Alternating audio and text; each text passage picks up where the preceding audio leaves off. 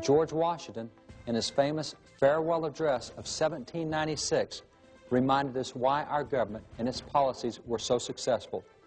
He declared, "Of all the dispositions and habits which lead to political prosperity, religion and morality are indispensable supports." Yet many today, including many Christians, have fallen into believing that Christians should not be involved in civil government, that there should be some sort of a compartmentalization, that our faith should be kept in one arena and real life in another, and that the two should never meet. The Bible does not teach that, and fortunately our founding fathers and early ministers did not believe that. Yet many critics today try to invoke what Jesus said in Matthew 22 as proof that Christians should not be involved. But this is a complete mischaracterization of that passage. Matthew 22:21 says that we are to render unto Caesar the things that are Caesar's, and unto God the things that are God's. But do you remember why Jesus said this? He was asked whether it was right to pay taxes. Jesus picked up a coin, asked whose inscription was on it, and when they said Caesar's, Jesus replied, "Then render to Caesar what is Caesar's, and to God what is God's."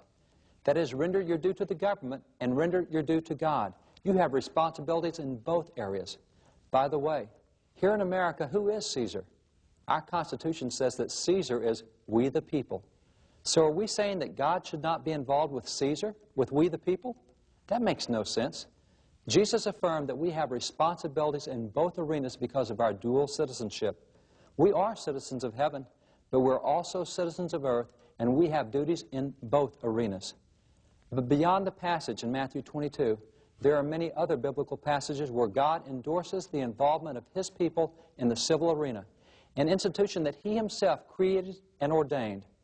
For example, notice that in Romans 13, verses 4 through 6, on 3 separate occasions, the Scripture says that those who are in civil government are, quote, ministers of God. Perhaps this is why so many ministers were involved in the civil arena during the founding era.